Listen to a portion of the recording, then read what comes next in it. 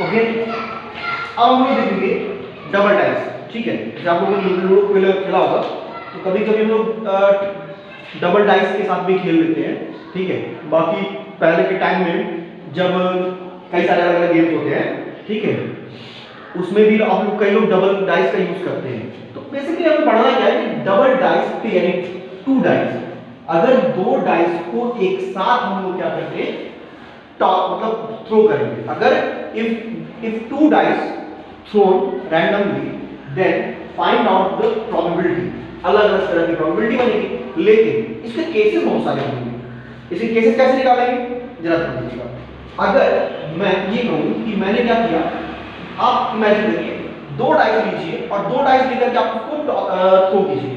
जैसे आप थ्रो करेंगे तो उस पे अलग अलग नंबर आएंगे, पहले वाले कुछ और आएगा, दूसरे वाले कुछ और आएगा। ठीक है, अच्छा मान लो कि पहले वाले को मैं कांस्टेंट कर दूं, पहले वाले को 1, दूसरे वाले को 1 आ गया। ठीक है, हमने क्या किया, अच्छा पहले वाले को 1 आएगा, क्या दूसरे वाले को 2 आ सकता है? बिल्कुल आ सकता है। पहले वाले को 1 और दूसरे सेकंड वाले को 3 आ सकता है? बिल्कुल आ सकता है। एक बार हमने फिर से उसको देखा तो पता चला कि पहले वाले पे 1 और सेकंड वाले पे 4 आ गया। अगले वाले को हमने क्या थ्रो किया तो 1 और 5 का हम मिला, अगले वाले को 1 और 6 का मिला। इससे ज्यादा मिलेगा क्या? नहीं मिलेगा। यानी अगर पहले वाले के 1 को कांस्टेंट कर ले, पहले वाले बार बार 1 ही आ रहा है और दूसरे वाले 2 आ गया, थर्ड टाइम 4 आ गया, तो अगली बार 5 आ गया, अगली बार 6 आ गया, अलग अलग केसेस बनेंगे इस तरह से। फिर अगर हमने क्या था, अब हम क्या करते हैं, पहले वाले पे 2 को कांस्टेंट करते हैं, यानी पहले वाले डाइस पे 2 आ जाए और सेकंड वाले डाइस पे 1 आ जाए। पहले वाले डाइस पे कितना आ जाए भाई, 2 आ जाए और सेकंड वाले पे इस बार 2 आ जाए। पहले वाले पे 2 आ जाए, अगले वाले पे 3 आ जाए, फिर 2 4, फिर 2 5, फिर 2 और 6, इसी तरह से केसेस बनेंगे इस तरह। फिर मैंने क्या किया, ठीक है, 3 कांस्टेंट किया तो 3 1 का मिलेगा, 3 2 का मिलेगा, उसी तरह 3 3 का मिलेगा, उसी तरह से 3 4 का मिलेगा, उसी तरह से 3 5 का मिलेगा, उसी तरीके से 3 6 का मिलेगा। ठीक है, सेम उसी तरीके से हमको मिलेगा 4 1 का, 4 2 का, 4 3, 4 4, 4 5, 4 6। अगला मिल जाएगा 5 1, 5 2, 5 3, 5 4, 5 5 और 5 6। एक केस और बनेगा कौन सा, 6 वाला, 6 1, 6 2, 6 3, 6 4, 6 5 और 6 6। नीचे हो गया है, आप लोगों को सुनिए ध्यान से। देखो यहां पे क्या है कि अगर हम 2 डाइस को एक साथ हम थ्रो करते हैं तो 1 1 भी आ सकता है, 1 2 भी आ सकता है, 1 3 भी आ सकता है, यानी पहले वाले 1 हो जाए, दूसरे वाले 3। अच्छा ऐसा भी हो सकता है कि अगर हमने डाइस को थ्रो किया तो पहले वाले 5 आ जाए, दूसरे वाले 6 आ जाए, तो कहां 5 6 यहां पे। हमने ऐसा किया कि दो डाइस को एक साथ उछाला, सॉरी थ्रो किया, ठीक, तो भाई हो सकता है कि पहले वाले 3 आ जाए, दूसरे वाले 4 आ जाए, कहां पे है, यहां पे। हो सकता है पहले वाले 4 आ जाए और दूसरे वाले 3 आ जाए, तो कहां है भाई, यहां पे है। इस तरह इतने सारे केसेस बनेंगे। कितने केसेस बनेंगे जरा काउंट करो, 1 2 3 4 5 6, यहां से 1 2 3 3 4 5 6, तो 6 into 6 36। तो टोटल कितने कंडीशन बने, 36, यानी total number of condition, total number of condition is equal to 36। अब फेवरेबल कंडीशन जो होगा वो डिपेंड करता है कि क्वेश्चन कैसा पूछा जाता है। तो प्रोबेबिलिटी आप निकाल सकते हो, क्योंकि प्रोबेबिलिटी इज इक्वल टू आपको पता है favourable condition upon total condition. ठीक है, favourable condition upon total condition. तो favourable condition upon total condition होता है हमारा प्रोबेबिलिटी का। ठीक है, क्वेश्चन कैसे बनेगा, if 2 dice are thrown randomly then find out the probability of getting, ठीक है, of getting only 1, ठीक है, only 1 1। मतलब कि अगर हम किसी डाइस 2 डाइस को एक साथ थ्रो करते हैं तो ये बता दो भाई कि केवल एक ही बार 1 आने की प्रोबेबिलिटी क्या होगी, केवल एक ही बार आना है, मतलब एक ही बार आएगा, मतलब यार ये हुआ कि दोनों डाइस को फेंको तो एक पे केवल 1 ही आएगा, ठीक है, चाहे वो पहले वाले पे आ जाए चाहे दूसरे वाले पे आ जाए, लेकिन एक ही बार वन आएगा, दो बार वन ये नहीं आ सकता। मतलब कि एक ही बार वन आए तो ये वाला तो नहीं होगा, तो इसमें दोनों पे आ गया, तो किस पे करेगा, यहाँ पे यहाँ पे यहाँ पे यहाँ पे यहाँ पे और कहाँ पे, ये देखो एक ही बार वन दिख रहा है कि नहीं दिख रहा है, तो कितने वन है, तो देखो तो 1 2 3 4 5 1 2 3 4 5, एक ही बार वन आने की प्रोबेबिलिटी, वन टाइम वन आएगा उसकी प्रोबेबिलिटी क्या होगी, फेवरेबल कंडीशन में यहाँ बना 5 और यहाँ बना 5, तो टोटल कितना दिख रहा है आपको, 10, कितना दिख रहा है, 10 दिख रहा है, तो फेवरेबल कंडीशन 10 हो गया, but total number of condition कितने हैं, 36। मतलब किसी डाइस को तुम टोटल 36 टाइम थ्रो करोगे तो उनमें से केवल ये केवल 10 टाइम्स ही आ सकता है, ठीक है। 36 टाइम फेंकने पर आपको 10 बार ऐसा होगा कि ये चीजें मिलेंगी, केवल वन टाइम वन मिलेगा, ठीक है। अब अगर मैं पूछता कि if two dice are thrown randomly then find out the probability of getting at least one, ठीक है।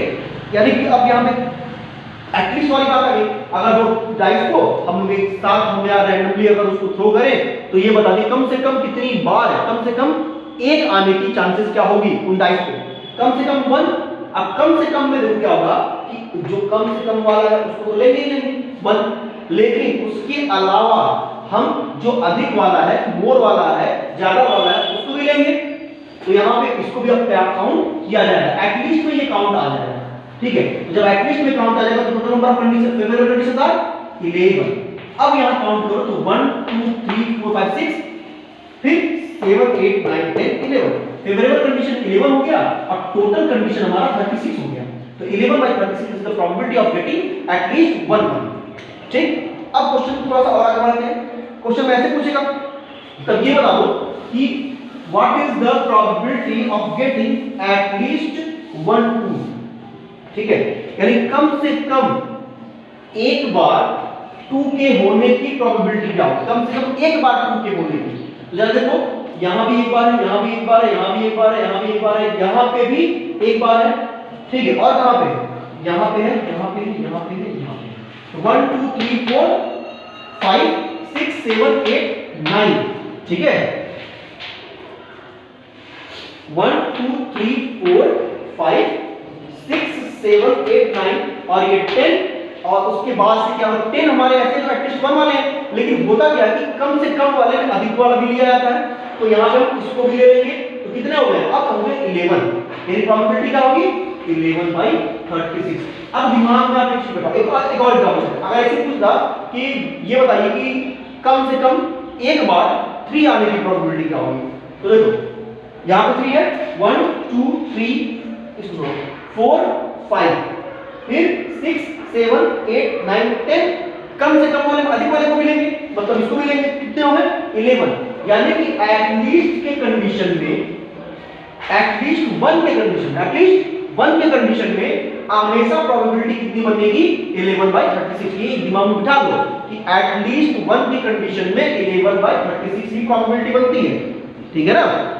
अब आगे बढ़ते हैं, अगर क्वेश्चन में पूछा कि find out the probability of at most 1 hit, sorry 1 1 1 4, check करते हैं कि find out the probability of getting at most 1 4, यानी एक ही बार, ठीक है, अधिक से अधिक एक बार 4 आ जाए उसकी प्रोबेबिलिटी क्या होगी। अधिक से अधिक मतलब अधिक वाला तो लेंगे ही लेंगे, मतलब मैक्सिमम की बात कर रहा है, क्या बात कर रहा है, मैक्सिमम की बात कर रहा है, तो जब मैक्सिमम कितना आना चाहिए, एक ही बार 1 टाइम 4 आ जाए, यानी कि 2 बार नहीं आ सकता है, अगर 2 बार नहीं आ सकता 2 बार ढूंढो 4 होता है, केवल यहीं पे, तो ये वाला आपका नहीं होगा, ये तो नहीं आएगा, इसको छोड़ के बाकी सब आएगा, बिल्कुल आएगा, यानी कम वाला आ सकता है, एक बार 4 तो आएगा ही आएगा, उसके बाद बाकी जो जिसमें 4 4 नहीं है उसको भी कंसीडर करेंगे ना हम लोग, क्योंकि मैक्सिमम का कुछ है, तो मिनिमम वाला तो कोई भी ले सकते हैं, जीरो वाला भी ले सकते हैं, तो इसको छोड़ करके कितने कंडीशन बनेंगे, इसको छोड़ करके टोटल आपके पास 35 कंडीशन बनेगा और 36। तो ये बात आप दिमाग में बिठा लीजिए, अगर मैक्सिमम यानी कि एट मोस्ट 1 की बात करता है, एट मोस्ट 1 की बात करेगा तो हमेशा और हमेशा उसकी प्रोबेबिलिटी क्या हो जाएगी 35/6, चाहे 1 का हो, चाहे 2 का पूछे, चाहे 3 का पूछे, चाहे 5 का पूछे, चाहे 6 का पूछे, हमेशा प्रोबेबिलिटी कितनी होगी 35/6 होगी। ठीक है, इसके अलावा नहीं होगा। क्वेश्चन अगर क्वेश्चन चेंज होता है तो बदल जाएगा। एटलीस्ट 1 अगर एटलीस्ट 1 की बात करता है तो 11/36 होगा। एट मोस्ट 1 की बात करता है तो 35/36 होगा। ठीक है, इसको कहीं नोट में मेंशन करके कोई चलेगा। अगला देखते हैं, अगर ये पूछ देता कि find out the probability of getting at least 2 या एटलीस्ट 2 4 या एटलीस्ट 2 3 या एटलीस्ट 2 5 या एटलीस्ट 2 6, यानी कम से कम 2 बार 2 टाइम्स 4 आए। 4 आने की प्रोबेबिलिटी क्या होगी? 2 बार 4 आने की प्रोबेबिलिटी क्या होगी? 2 बार केवल कम से कम, यानी कि उससे कम तो नहीं लेना है, कम से कम तो उसके आगे ले सकते हैं लेकिन उससे कम नहीं ले सकते। 2 बार 4 कहां? यही का है ना। अब कहीं इससे ज्यादा वाला है क्या? मैक्सिमम तो यही है। तो यहां पे एटलीस्ट मिनिमम 2 टाइम्स 4 हो, उसकी प्रोबेबिलिटी क्या होगी? मिनिमम में 4 वही होगा, उससे कम वाला नहीं लेंगे। तो इसकी वैल्यू कितनी टाइम्स है? केवल एक ही बार दिख रहा है कि मिनिमम 2 4। ठीक है, तो फेवरेबल कंडीशन 1 हो जाएगा और टोटल नंबर ऑफ कंडीशन 36 हो जाएगा। तो बन गया कितना? 1/36। इसका मतलब क्या हुआ? अगर एटलीस्ट 2 की बात करता है तो उसकी प्रोबेबिलिटी क्या होगी? हमेशा 1/36। अगर मैं कहूं एटलीस्ट 2 2 तो 1/36, एटलीस्ट 2 3 तो 1/36, एटलीस्ट 2 4 1/36, एटलीस्ट 2 5 1/36, एटलीस्ट 2 6 1/36। ठीक है, अब यही पे अगर क्या दिखा एट मोस्ट 2 है, ध्यान दो मैंने क्या बोला? एट मोस्ट 2 है, यानी कि अधिक से अधिक 2, सॉरी हेड में बोला क्या? हेड ही होगा। एट मोस्ट 2 5, एट मोस्ट 2 5, यानी अधिक से अधिक 2 बार क्या आएगा? 5 आने की प्रोबेबिलिटी क्या होगी? चांसेस क्या होंगे? तो अधिक से अधिक वाले क्या करते हैं? उतना तो लेंगे, उससे कम वाला भी लेके चलेंगे हम। ठीक है, तो यहां पे क्या होगा कि भाई 5 तो होगा ही होगा 2 बार। ठीक है, यानी इसको तो लोगे ही लोगे, इसको तो लोगे ही लोगे, इसके अलावा जो कम वाला है सबको ले लेंगे, यानी सब इसमें आ जाएंगे, 0 वाला भी इसमें आ जाएगा, यानी सब के सब आ जाएंगे। सब कितने हैं? 36 है। तो फेवरेबल कंडीशन कितना? 36। टोटल कंडीशन कितना? 36। 30 कितना होगा? 1। यानी प्रोबेबिलिटी क्या होगी इसकी? 1 हो जाएगी। यानी कि प्रोबेबिलिटी क्या होगी? 100% होगा।